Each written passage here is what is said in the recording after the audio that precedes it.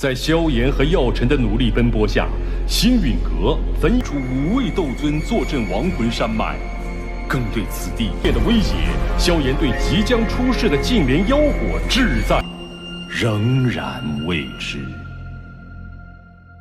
Lúc này, ngay khi đi vào bên trong cánh cửa của một phân điện, Tu Viêm và Dược Lão cũng lập tức đảo mắt nhìn xung quanh. Tiếp theo, quan sát một hồi, hai người rốt cuộc cũng hành động. Chỉ trong chớp mắt, thân hình của hai thầy trò đã biến mất. Tích tắc, ở phương xa, một đám hộ pháp hồn điện đang tuần tra thì bất ngờ, không gian xung quanh chúng đột ngột đông cứng và vỡ vụn. Chẳng biết công kích từ đâu giáng xuống, một đám lính canh đã tức khắc ngã xuống.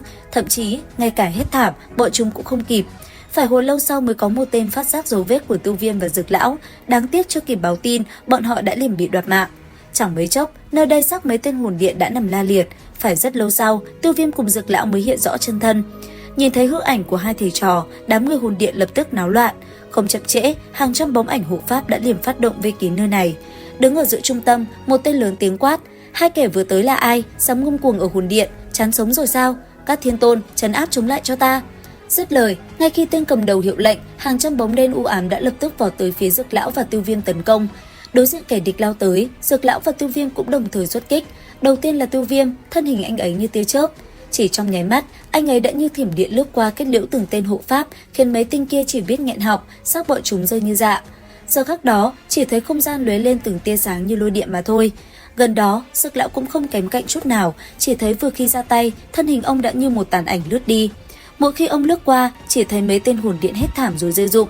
Thậm chí, giờ khắc đó còn chẳng ai nhìn thấu thủ pháp của ông. Tuy nhiên, đám người hồn điện này lại càng ngày càng đông, bọn chúng cứ như âm hồn bất tán bay kín trời vây lấy hai thầy trò Tu Viêm. Thế vậy, Tu Viêm thân hình lập tức vút lên trời cao. Sau đó, theo bàn tay anh ấy khẽ động, hỏa diễm lập tức được ngưng kết.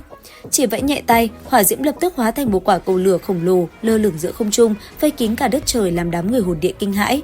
Sau khắc ấy, nhìn quả cầu lửa khổng lồ lơ lửng kia, đám người hồn điện thậm chí còn có tên đã phải tháo chạy để giữ mạng.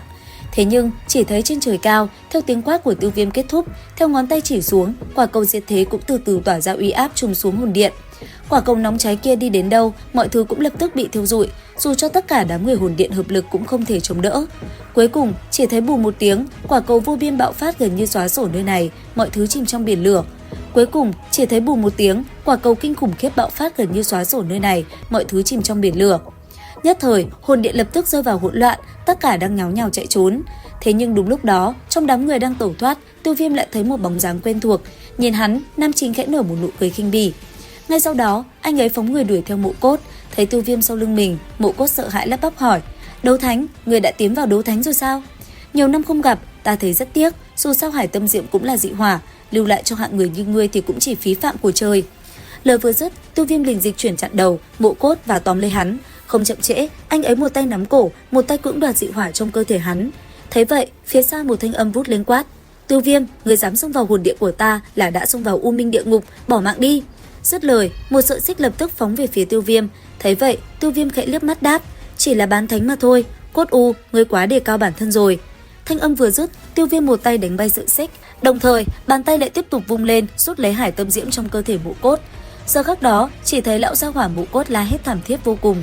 Tuy vậy, mặc cho tên kia đau đớn, Tu Viêm vẫn không dừng lại. Đến đây, thấy không còn ai cứu được mình, mất đi dị hỏa và bị trọng thương, Mộ Cốt lão nhân cố gắng thốt lên nói: Tiêu Viêm, lão phu liều mạng với ngươi. Dứt lời, Mộ Cốt ngưng tụ năng lượng định tự bạo, nhưng Tiêu Viêm lạnh lùng phất tay, lão già kia liền tan thành cát bụi. Thế nhưng cũng ngay lập tức, Cốt U thánh giả hiện thân, lão ta nhìn Tiêu Viêm quát: Tiêu Viêm, hôm nay nơi đây sẽ là chỗ chôn thây cho ngươi. Nghe vậy, Tiêu Viêm xoay người cười nhẹ nói: thật có lỗi, hôm nay ta đã tính sẽ huyết tẩy nơi này rồi. Thanh âm vừa dứt, Tiêu Viêm đã liền vung thủ trảo chộp về phía Cốt U, chỉ trong nháy mắt, hai người đã liền lao vào giao chiến.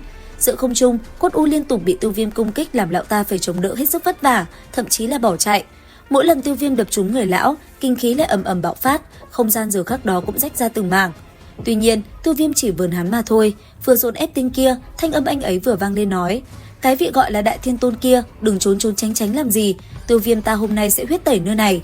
Thanh âm vừa dứt, thủ trảo của Tiêu Viêm cũng lập tức chộp về phía Cốt U, muốn kết liễu lão ta. Thế nhưng đúng vào lúc đó, giữa hai người đột nhiên xuất hiện một khe hở. Từ trong đó, công kích đã liềm phóng ra, suýt chút nữa đã trúng Tiêu Viêm. Ngay sau đó, từ trong đại điện, một luồng khói đen quỷ dị chậm chậm tiến ra bên ngoài, đồng thời một thanh âm vang lên nói: Khẩu khí thật lớn, ngươi cho rằng đạt đến cấp độ đấu thánh là có thể muốn gì làm nấy à? Hồn tộc ta muốn trừ khử ngươi chỉ là một cái phất tay mà thôi. Dứt lời, bên trong đám khói đen một thân hình quỷ dị hiện ra. Sau đó, thân ảnh người kia mang theo khí tức âm trầm lạnh lẽo cổ xưa, đứng trước mắt mọi người. Nhìn thấy kẻ này, Tu Viêm và Dực Lão cũng phải đồng thời xoay người, cả hai đều cảm nhận được uy áp khủng bố của đối thủ. Lấy lại bình tĩnh, Tu Viêm lộ ra sát ý quát: "Hồn điện Đại Thiên Tôn trong truyền thuyết, ngươi cuối cùng cũng lò mặt chuột ra rồi." "Tiêu Viêm, không ngờ ngươi dám đến đây, vốn ta định để cho ngươi sống lâu thêm chút nữa, nhưng ngươi đã tự tìm đến cửa thì lão phu cũng thành toàn." Đáp lại, Tu Viêm chỉ cười nhẹ nói: "Ai thu thập ai thì còn chưa biết." Thế, Cốt U gầm lên quát: "Đại ca, cần gì nói nhảm với tiểu bối này, lấy mạng hắn đi, sau đó thu lấy linh hồn hắn." "Cốt U lão quỷ, người mới là người nói nhảm nhiều đấy, người có gan thử chiêu với ta không?" Thanh âm kia vừa dứt, Dược Lão đã liền lao về phía hắn. Ngay lập tức, cuộc chiến giữa hai người diễn ra. Chỉ trong nháy mắt, cả hai đã như tia chớp va chạm vào nhau hết sức quyết liệt, từng luồng kinh khí mạnh mẽ không ngừng bắn ra. Vừa chiến, hai người cũng vừa đấu khẩu hết sức gay gắt, không bên nào chịu thua bên nào.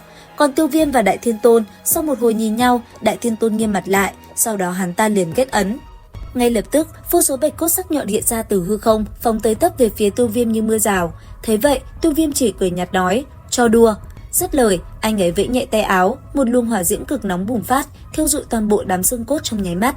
Thế nhưng, ngay khi gai xương vừa tan, giọng nói lạnh lẽo của Đại Thiên Tôn lại vang lên: "Cốt Hoàng Liệt Thiên."